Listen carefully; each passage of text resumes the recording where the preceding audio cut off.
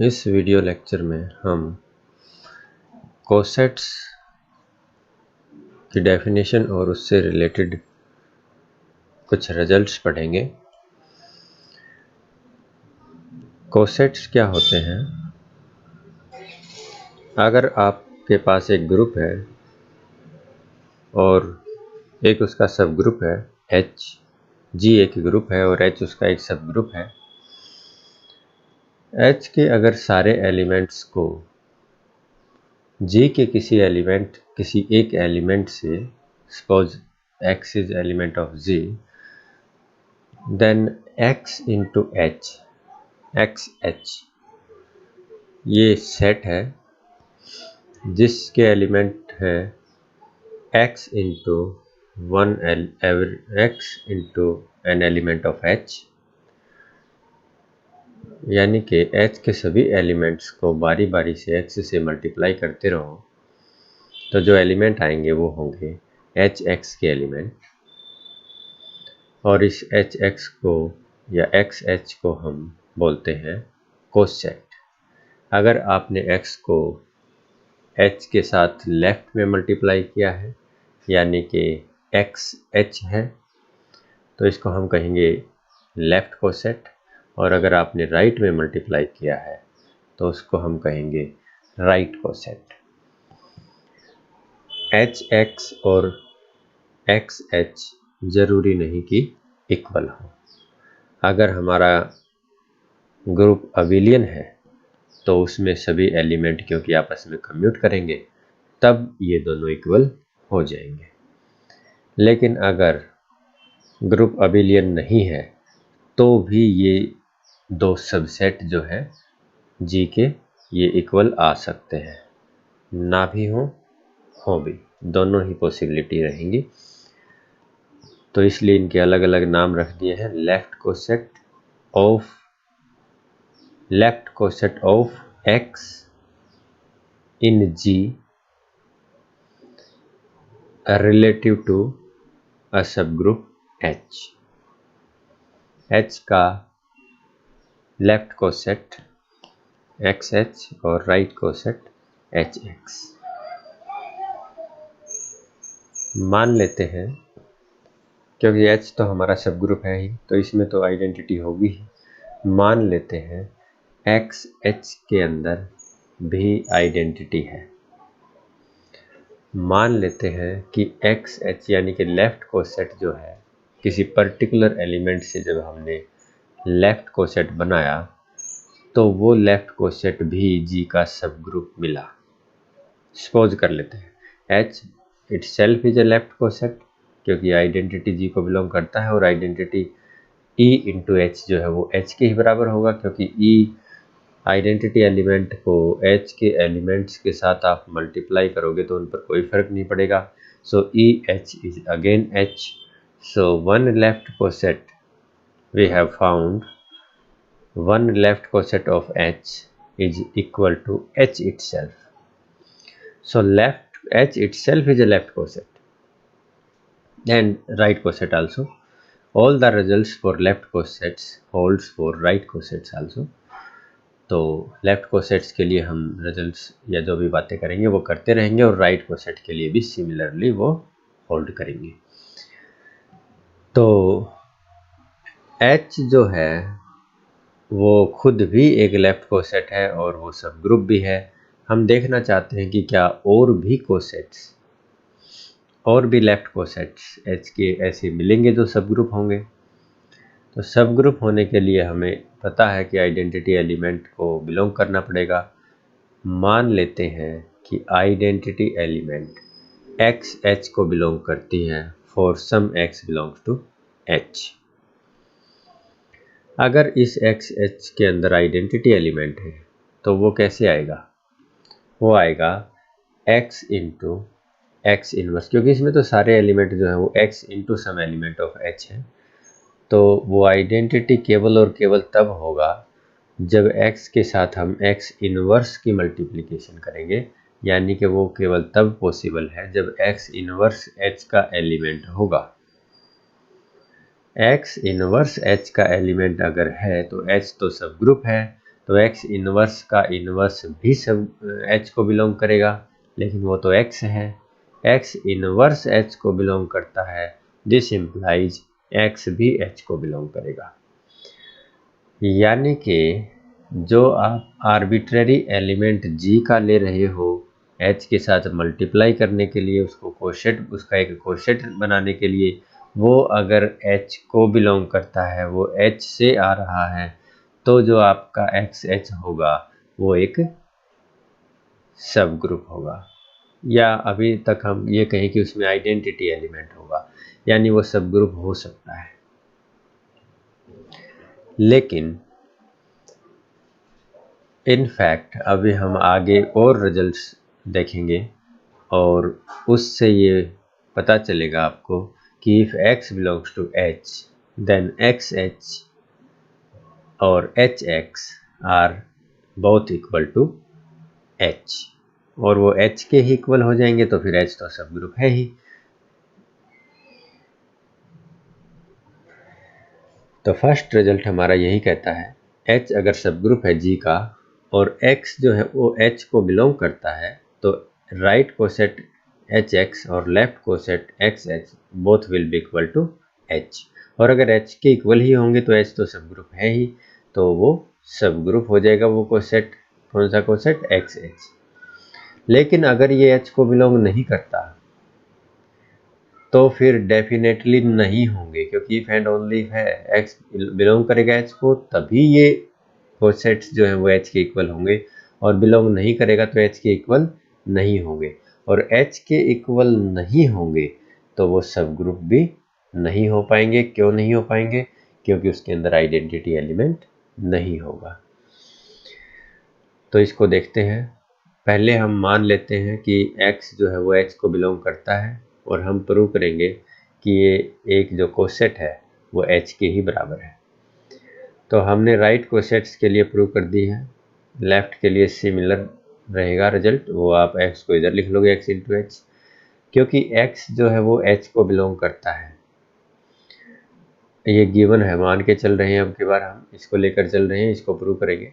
तो H x जो arbitrary element ले लिया एच एक्स का, इसका एक आर्बिट्रेरी एलिमेंट ले लिया, हमें प्रूव करना है कि वो एच को बिलोंग करता है। एक बार इसको एच एक्स को उसका सबसेट दिखा देंगे एच का, और एक बार एच को इसका। Then H X belongs to H also by closure property. क्यों? क्योंकि ये एच एक्स इसका एलिमेंट है, इसका मतलब ये जो एच है स्मॉल एच, ये इस सब ग्रुप एच का एलिमेंट है, और एक्स भी एच का एलिमेंट हम लेकर चल रहे हैं, तो दोनों की प्रोडक्ट जो है क्लोजर प्रॉपर्टी ये कहती है कि ये प्रोडक्ट भी एच को बिलोंग करेगी। So arbitrary element of h x is also an element of H. This implies Hx is subset of H. Now, suppose H is an arbitrary element of capital H. अब हमें उल्टा दिखाना है कि H is contained in Hx. So H belongs to H. ले लिया हमें, ये हमें प्रूव करना है कि H also belongs to capital H X. This coset. H जो है, जो इस H का आर्बिट्रेरी एलिमेंट है, वो इस कोसेट में भी होगा। कैसे प्रूव करेंगे? इस कोसेट में तो एक H का एलिमेंट इनटू X इस तरह के एलिमेंट है, तो हम जानबूझकर इस बात को ध्यान में रखते हुए कि उसके साथ X भी मल्टीप्लाई करना है, हम इस H के साथ X इनवर्स को और मल्टीप्लाई कर लेंगे, क्योंकि X अगर H को बिलोंग करता है तो इसका इनवर्स भी बिलोंग करेगा, और इनवर्स बिलोंग करता है और H भी बिलोंग करता ही है, तो दोनों की प्रोडक्ट भी H में होगी। अब ये एलिमेंट अगर H का है तो इसके साथ राइट में X मल्टीप्लाई करने से जो एलिमेंट आएगा वो Hx का होगा, और वो किसके बराबर होगा? H के। So H was arbitrary element of H and this H also belongs to Hx. So H is contained in Hx. From 1 and 2 these sets are same. Similarly हमने लिखा कि आप H को एक्स एच के यानी कि left coset के भी इक्वल दिखा सकते हो, उसमें ये जो ऑर्डर है उसको चेंज कर दोगे। कन्वर्स बड़ा आसान है, अगर ये इक्वल ही है तो x को बिलोंग करना ही पड़ेगा h को, क्योंकि ये दोनों भी इक्वल हैं तो हमें पता है आइडेंटिटी एलिमेंट जो है वो H को बिलोंग करता ही है।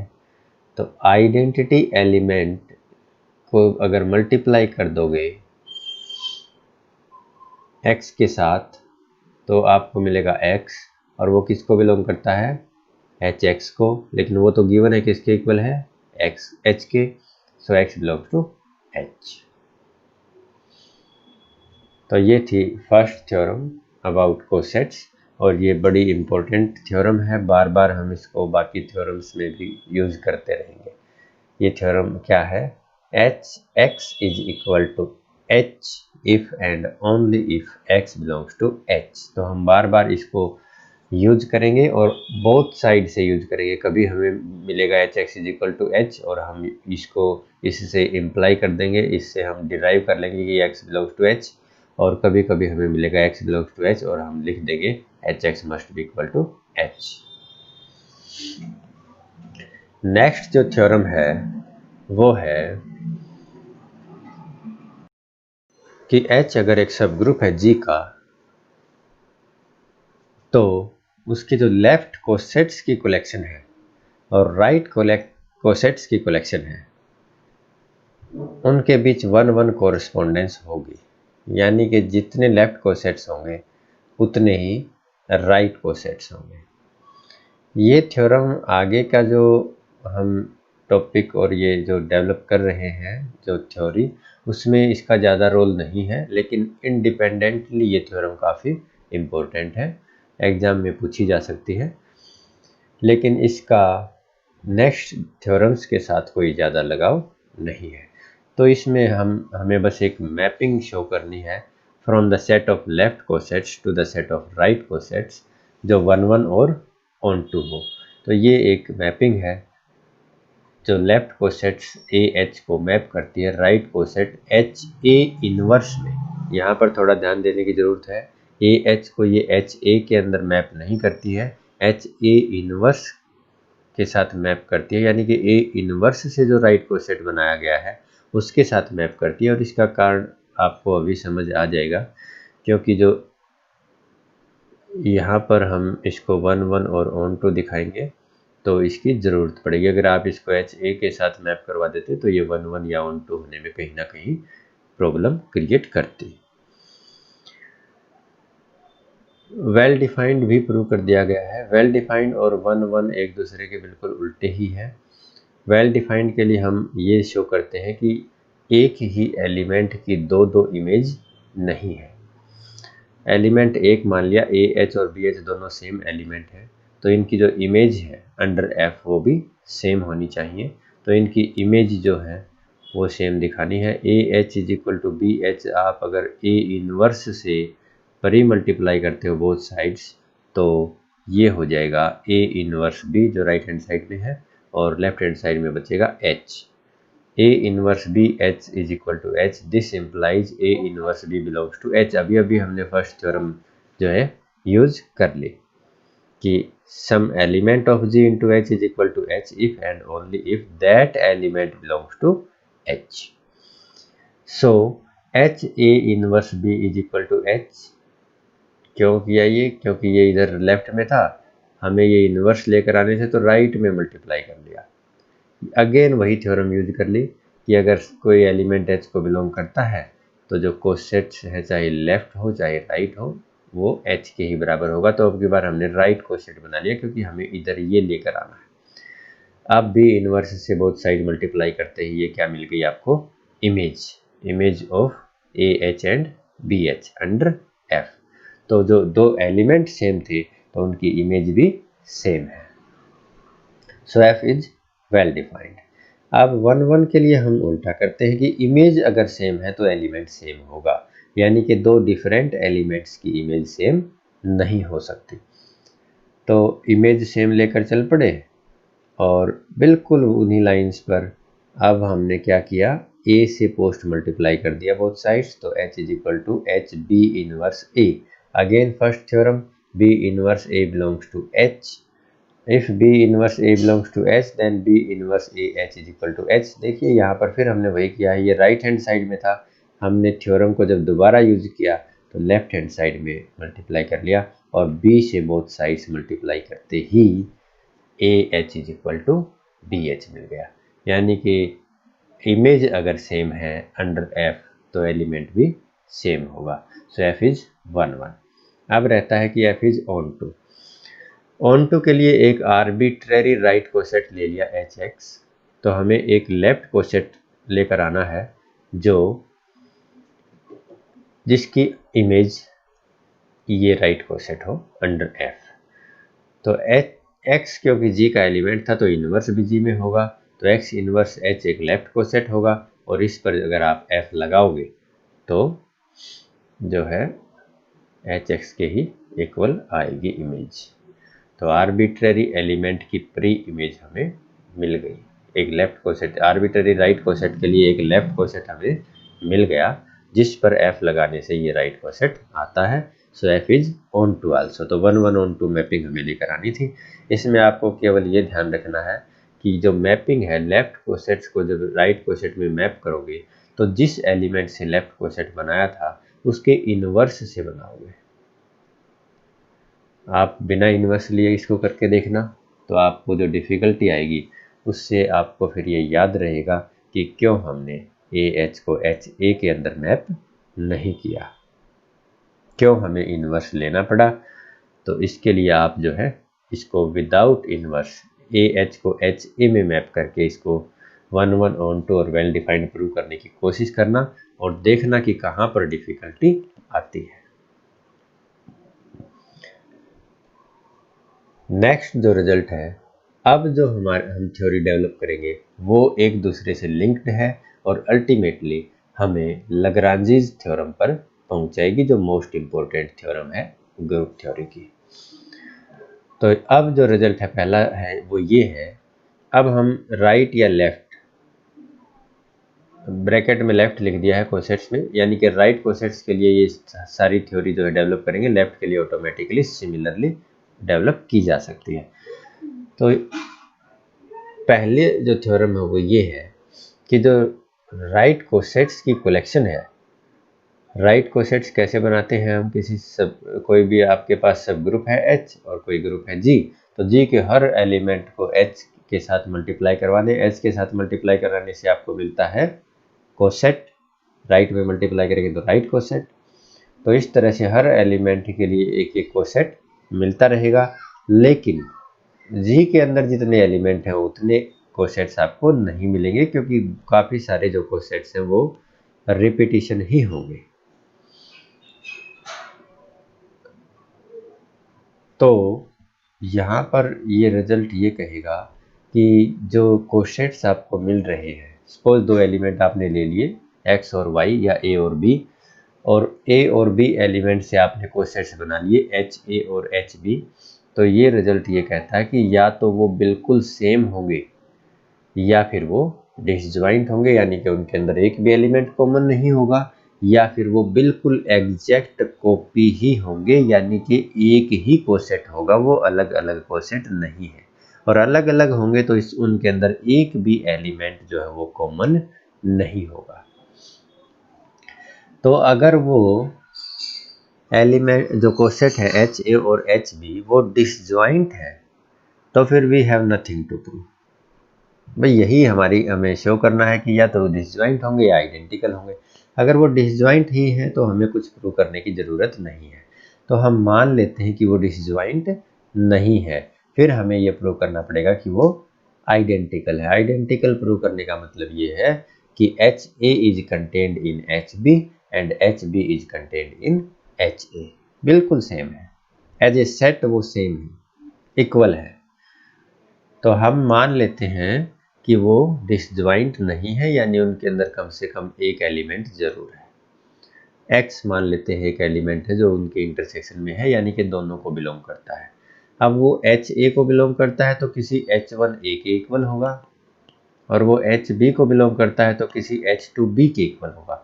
H1 और H2 इक्वल हो, सेम एलिमेंट हो H का, ये जरूरी नहीं है, लेकिन क्योंकि दोनों ही x के ही इक्वल हैं, H1A और H2B, तो वो आपस में इक्वल होंगे।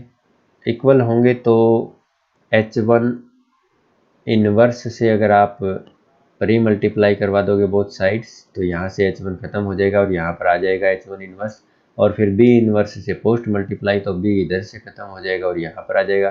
सो AB inverse is equal to H1 inverse H2, but H1 and H2 are elements of सब group H। So H1 inverse भी H को बिलोंग करेगा and H1 inverse H2 this is also element of H by closure property. तो ये element भी H को belong कर गया। अगेन अब हम फर्स्ट थ्योरम यूज करेंगे। ए बी इनवर्स अगर H को बिलोंग करता है तो H A B inverse is equal to H, B से बोथ साइड मल्टीप्लाई करवा दो, H A is equal to H B. तो बड़ा ही इम्पोर्टेंट रिजल्ट हमने यहाँ पर प्रूव कर लिया है कि जो कोसेट्स होते हैं, राइट कोसेट्स के लिए हम ये प्रूव कर रहे हैं। तो मैं बेशक बार बार, क्योंकि अंडरस्टूड है कि सारे रिजल्ट्स हम राइट कोसेट्स के लिए प्रूव कर रहे हैं, तो मैं कोसेट ही बोल सकता हूँ। तो कोसेट्स जो है, राइट कोसेट्स जो है वो या तो डिसजॉइंट होंगे या फिर आइडेंटिकल होंगे। ऐसे कोसेट्स नहीं मिलेंगे कि कुछ एलिमेंट तो कॉमन हो और कुछ एलिमेंट जो है वो डिफरेंट हो। So any two cosets are either disjoint और आइडेंटिकल।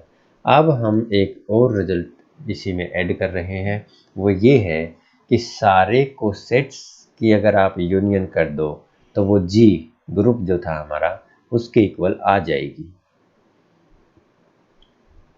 यहाँ से हम क्या निकालना चाहते हैं, यहाँ से हम G को एज ए सेट पार्टीशन करना चाहते हैं।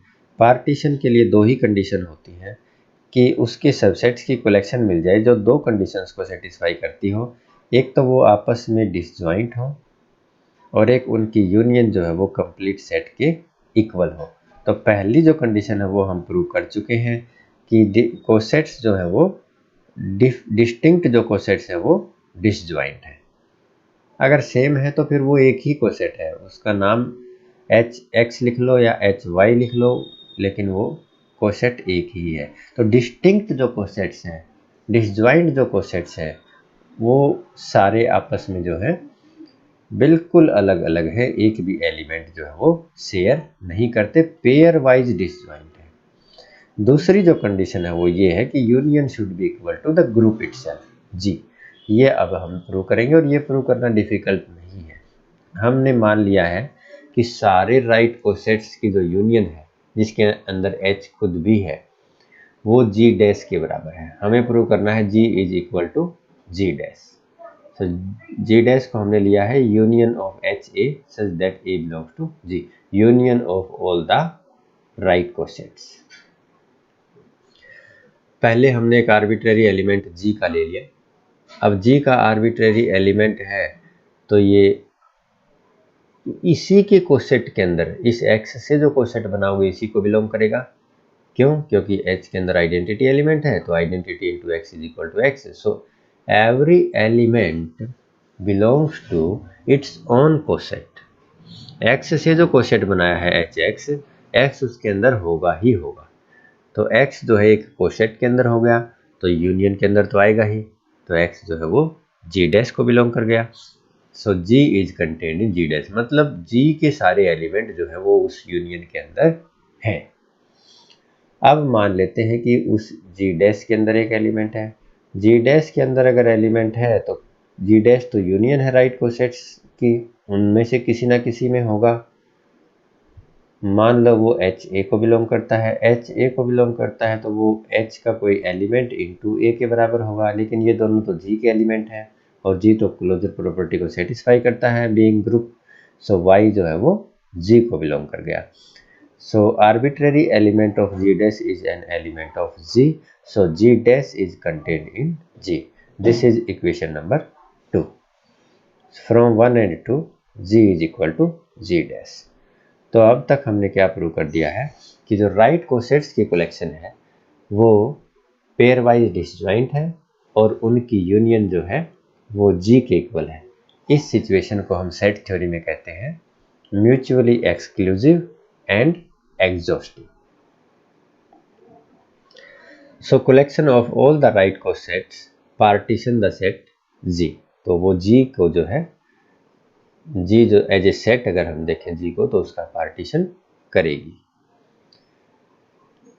अब हमारा नेक्स्ट जो टारगेट है वो ये है कि ये देखना कि जो कोसेट्स हैं, राइट कोसेट्स हैं बहुत सारे जितने भी हैं, उनके अंदर एलिमेंट्स क्या, ऐसा हो सकता है कि किसी के अंदर नंबर ऑफ एलिमेंट्स कम हो, किसी के अंदर ज़्यादा हो। तो नेक्स्ट हमारा रिजल्ट ये कहता है कि all the cosets have the same number of elements. तो सेम नंबर ऑफ एलिमेंट्स अगर आपको प्रूव करने हैं दो कोसेट्स के अंदर, तो आपको एक 1-1 ऑन टू मैपिंग शो करनी पड़ेगी, क्योंकि जो कोसेट्स के अंदर एलिमेंट है वो जरूरी नहीं कि फाइनाइट हो। अगर फाइनाइट हो तो मैपिंग का अकेला 1-1 होना भी काफ़ी है और अकेला ऑन टू होना भी काफ़ी है, लेकिन ज़रूरी नहीं कि कोसेट्स के अंदर जो एलिमेंट है वो फाइनाइट हो। फॉर एग्जांपल, हम ये प्रूव करना चाहते हैं कि कोसेट्स के दो अलग अलग कोसेट्स के अंदर जो एलिमेंट है, नंबर ऑफ एलिमेंट है वो सेम होंगे। अब आपको पता है कि जो सबसेट आपने लिया है वो भी एक कोसेट है। तो अल्टीमेटली हम ये प्रूव करना चाहते हैं कि जिस सबग्रुप H का यूज कर रहे हो कोसेट्स बनाने के लिए, उसके सभी कोसेट्स के अंदर उतने ही एलिमेंट हैं जितने H के अंदर है, क्योंकि H अपने आप में एक कोसेट है। अब H जो है सब ग्रुप है, मान लो आपके पास ग्रुप है इंटीजर्स का और सब ग्रुप है इवन इंटीजर्स का, तो जो सब ग्रुप है उसके अंदर भी इनफाइनाइटली मैनी एलिमेंट्स हैं, तो उसके सारे कोसेट्स के अंदर भी इनफाइनाइटली मैनी एलिमेंट्स होंगे। तो इसलिए हमें एक मैपिंग दिखानी पड़ेगी। इक्वल जो मैं बात कर रहा हूँ उसका मतलब है हैविंग सेम कार्डिनलिटी, क्योंकि जब इनफाइनाइट एलिमेंट्स होते हैं दो सेट्स के अंदर तो उनको हम गिनकर तो इक्वल नहीं प्रूव कर सकते। तो हमें क्या मेथड अपनाना पड़ता है कि हमें एक मैपिंग दिखानी पड़ेगी जो 1-1 और ऑन टू हो एक सेट से दूसरे सेट पर। तो यही हम यहाँ पर करेंगे, क्योंकि हमें नहीं पता कि जो कोसेट्स हैं ये फाइनाइट सेट है या इनफाइनाइट सेट है। तो दो आर्बिट्रेरी कोसेट्स ले लिए HA और HB, और F हमने एक मैपिंग डिफाइन की from HA to HB such that F of HA is equal to HB। कुछ नहीं किया, उसके एलिमेंट इस तरह के हैं और इसके एलिमेंट इस तरह के हैं, तो A को B से रिप्लेस कर दिया। 1-1 प्रूव करने के लिए हमने दो एलिमेंट्स की इमेज जो है वो सेम मान ली और हम एलिमेंट सेम है ये प्रूव करेंगे। इमेज सेम है मतलब H1B is equal to H2B, B inverse से पोस्ट मल्टीप्लाई कर दिया और A से पोस्ट मल्टीप्लाई कर दिया, तो आपको मिल गया कि H1A is equal to H2A। बड़ा आसान है। और ऑन टू के लिए भी बिल्कुल सिंपल है। अगर आर्बिट्रेरी एलिमेंट HB का कोई स्मॉल h इंटू बी है तो H तो H को बिलोंग करता है, तो HA जो है वो HA को बिलोंग करेगा और HA की इमेज HB है, so F is onto also. ये बड़ा सिंपल सा एक रिजल्ट था। बस ये ध्यान रखना है कि मैपिंग कौन सी लेनी है, जो HA को HB में मैप करे। तो ये 1-1 ऑन टू है। तो हमने देखा कि सारे जो कोसेट्स हैं उनके अंदर नंबर ऑफ एलिमेंट सेम है और वो डिसजॉइंट भी हैं। डिसजॉइंट से आपको ये पता चल जाता है कि H के अलावा कोई और कोसेट जो है वो सब ग्रुप नहीं हो सकता। क्यों? क्योंकि H के पास आइडेंटिटी एलिमेंट है और बाकी कोसेट्स के पास H का एक भी एलिमेंट नहीं है, दैट मीन्स आइडेंटिटी भी नहीं है। एक छोटी सी डेफिनेशन है, H अगर एक सब ग्रुप है G का, तो number of distinct right cosets of H in G is called index of H in G।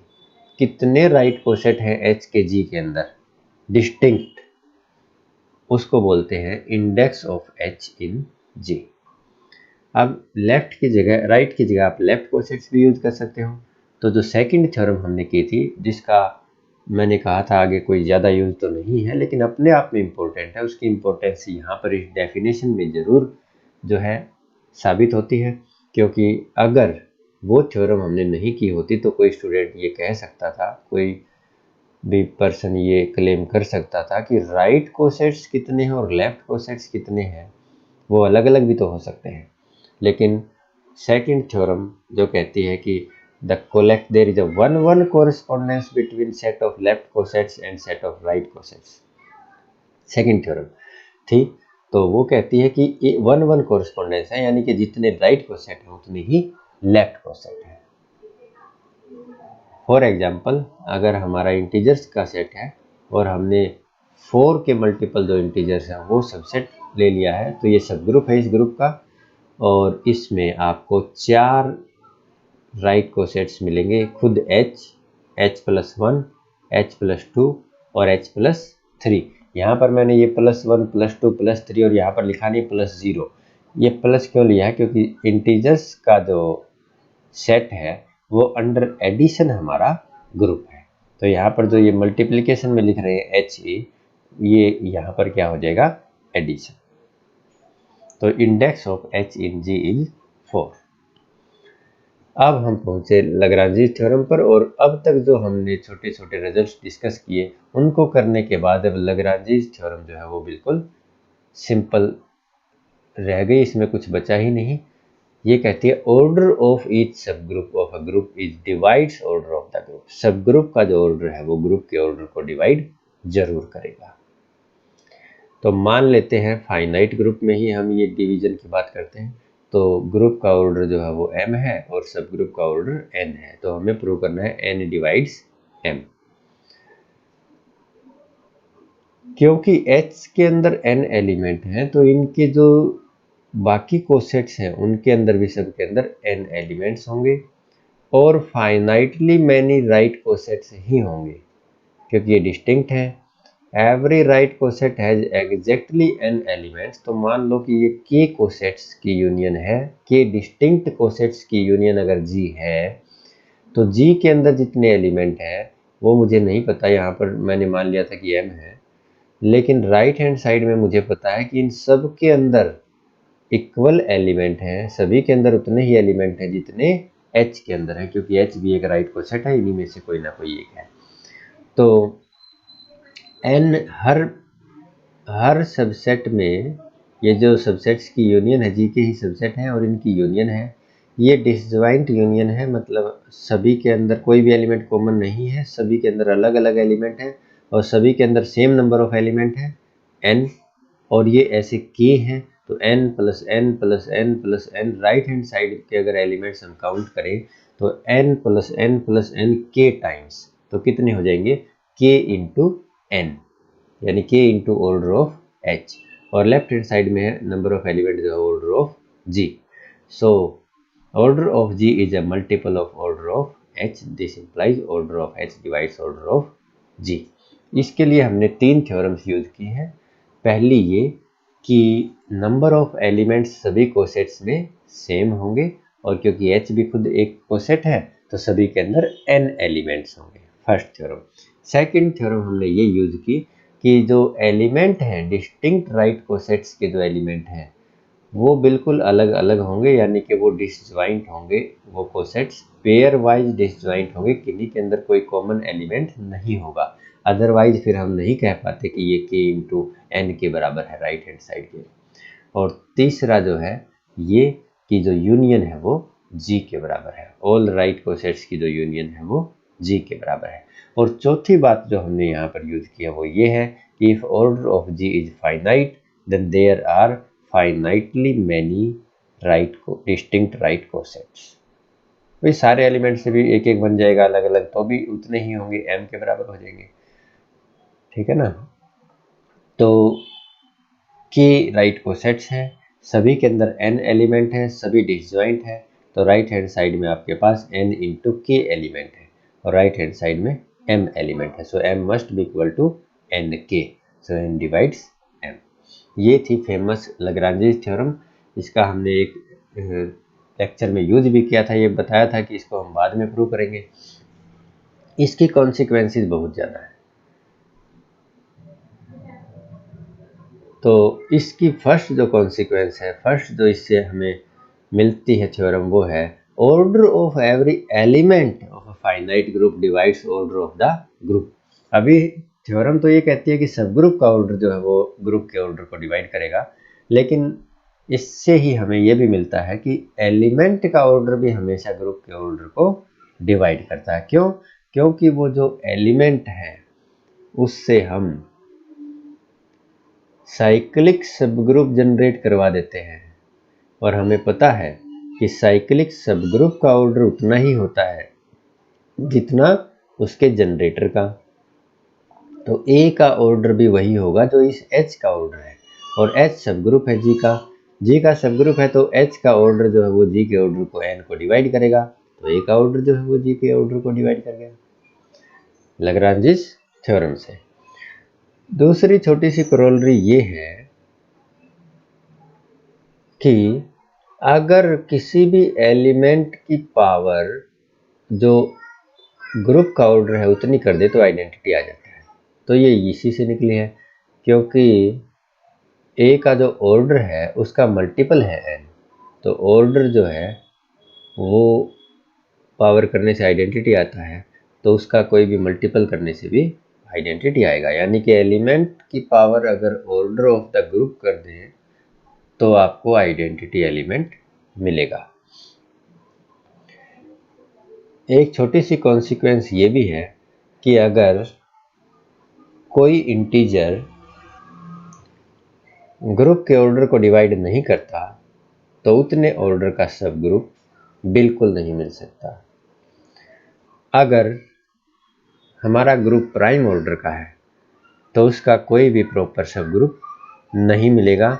ये बात हमने एक रिजल्ट जो है थ्योरम को प्रूव करते टाइम यूज किया था किसी प्रीवियस लेक्चर में।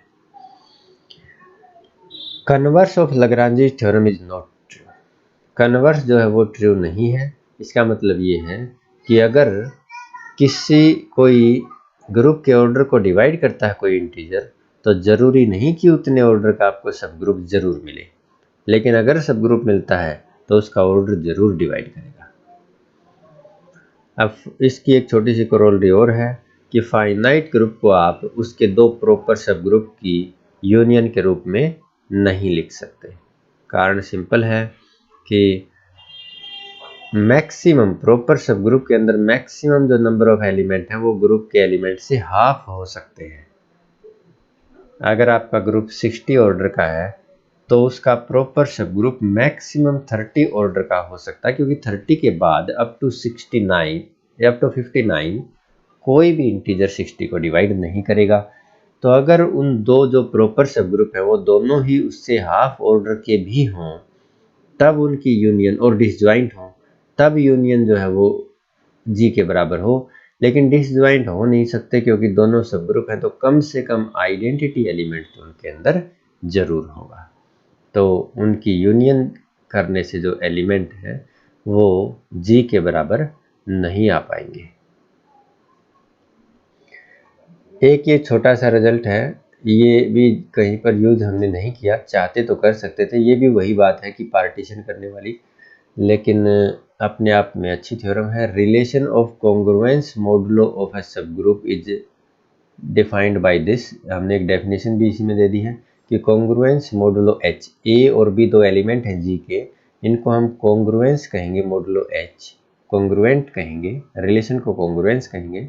ए is congruent to b if and only if a B inverse belongs to h. अगर a into b inverse h को बिलोंग करता हो, या ए इनवर्स बी भी कह सकते हो क्योंकि एच एक सब ग्रुप है, तो ए बी इनवर्स अगर एच को बिलोंग करेगा तो ए इनवर्स बी भी एच को बिलोंग करेगा। तो ये सेम ही बात है, यानी कि एक एलिमेंट खुद और दूसरे का इनवर्स, ये प्रोडक्ट अगर एच को बिलोंग करती है तो उन दोनों एलिमेंट्स को हम कहेंगे कॉन्ग्रुएंट। तो ये कॉन्ग्रुएंट होना इक्विवेलेंस रिलेशन है। तो इसके लिए मैंने ये तीनों इक्विवेलेंस रिलेशन के लिए आपको दिखाना पड़ता है रिफ्लेक्सिविटी, सिमेट्री और ट्रांजिटिविटी, और ये बड़ा सिंपल है, मैंने 3 लाइन में ही लिख दिया है। ए इनवर्स आइडेंटिटी के बराबर है, और आइडेंटिटी हमारे सब ग्रुप का मेंबर जरूर होगी, तो ए इज कॉन्ग्रुएंट टू ए, सो ये रिफ्लेक्सिविटी होगी। फिर ए अगर बी के साथ कॉन्ग्रुएंट है तो ए बी इनवर्स एच को बिलोंग करेगा, एच सब ग्रुप है तो इस एलिमेंट का इनवर्स भी बिलोंग करेगा, और इनवर्स जो है बी ए इनवर्स है, यहाँ से आपको मिला कि बी इज कॉन्ग्रुएंट टू ए, तो ये हो गया आपका सिमेट्री। ट्रांजिटिविटी के लिए हम लेकर चलते हैं कि a is congruent to b, and b is congruent to c, तो इनकी मल्टीप्लिकेशन करते ही आपको मिल जाएगा a is congruent to c. So this is transitivity. तो ये जो रिलेशन है बीइंग कॉन्ग्रुएंट, ये एक इक्विवेलेंस रिलेशन है, और इक्विवेलेंस रिलेशन भी सेट को पार्टीशन करती है। जैसे अभी अभी हमने किया था कि डिसजॉइंट, म्यूचुअली डिसजॉइंट कलेक्शन थी, और यूनियन जो है जी के बराबर था, कोसेट्स के बारे में हमने पढ़ा, तो वो भी सेट का पार्टीशन करती है। एक क्वेश्चन है लास्ट छोटा सा, show that two right cosets are distinct if and only if these two left cosets are distinct. Right cosets हमने ए और बी से बनाए हैं, तो लेफ्ट कोसेट ए इनवर्स और बी इनवर्स से बनाए हैं। अगर ये अलग अलग होंगे, डिस्टिंक्ट होंगे, डिसजॉइंट होंगे, तो ये भी डिस्टिंक्ट मिलेंगे, और ये डिस्टिंक्ट होंगे तो ये भी डिस्टिंक्ट मिलेंगे। तो पहले हमने मान लिया कि एच ए और एच बी जो है वो डिस्टिंक्ट है तो डिसजॉइंट है, कोई एलिमेंट जो है वो शेयर नहीं करते। और मान लेते हैं, कंट्राडिक्शन से प्रूव करेंगे कि ये जो दो लेफ्ट कोसेट्स हैं ये एक एलिमेंट शेयर करते हैं। एक एलिमेंट इस इंटरसेक्शन में है तो दोनों में होगा, दोनों में है तो ये आपस में इक्वल होंगे, इक्वल होंगे तो ए से परी मल्टीप्लाई और H2 इनवर्स से पोस्ट मल्टीप्लाई करते ही आपको मिलेगा A B inverse which is equal to H1 H2 inverse. और ये क्योंकि H1 H2 इनवर्स H का एलिमेंट है तो ए बी इनवर्स भी H को बिलोंग कर गया। ए बी इनवर्स H को बिलोंग करते ही फर्स्ट थ्योरम कहती है कि H into this element is equal to H, so H A is equal to H B. लेकिन हमने तो मान लिया था कि H ए और H बी जो है वो डिसजॉइंट है। This is a contradiction. So this intersection must be empty. इसका बिल्कुल उल्टा है सेम लाइंस पर कि अब की बार हमने मान लिया कि ये लेफ्ट कोसेट्स जो है डिसजॉइंट है और राइट कोसेट्स जो है वो डिसजॉइंट नहीं है तो एक एलिमेंट होगा तो इसके अंदर भी होगा और इसके अंदर भी होगा, तो सम H1 ए बी के इक्वल होगा और सम H2 बी के इक्वल होगा। यहाँ से फिर आप H1 इनवर्स से प्री मल्टीप्लाई और B इनवर्स से पोस्ट मल्टीप्लाई करते ही आपको मिलेगा A B inverse is equal to H1 inverse H2, but H1 inverse H2 belongs to H, so A B inverse belongs to H, so A B inverse into H is equal to H, so A inverse से both side multiply करते ही B inverse H is equal to A inverse H। लेकिन ये तो contradiction हो गई। इसका मतलब ये है कि जो हम लेकर चले हैं वो गलत है, यानी कि H a intersection h b must be empty. So ये थे कुछ रिजल्ट्स कोसेट्स के बारे में। नेक्स्ट जो है, किसी नेक्स्ट लेक्चर में हम इनसे रिलेटेड कुछ, अगर कोई अच्छे क्वेश्चन रह जाते हैं तो उनको एक साथ डिस्कस करेंगे। जो लेक्चर थोड़ा छोटा होगा, ये ज़्यादा लेंथी हो गया है, और नॉर्मल सब ग्रुप्स को भी डिस्कस करना रहता है। नॉर्मल सब ग्रुप्स का एक लेक्चर होने के बाद हम जिस टॉपिक में से कोई अच्छी प्रॉब्लम्स और निकल कर आएंगी अब तक ग्रुप्स के अंदर, वो सारी हम एक लेक्चर जो है अलग से बना लेंगे उसका, और उसमें उनको इकट्ठा कर लेंगे। अभी 2-4 इसमें भी रहती हैं, कोसेट्स में भी अच्छी प्रॉब्लम्स, लेकिन जो थ्योरी है वो इतनी सफिशिएंट है। तो इस लेक्चर में इतना काफ़ी है। Thank you.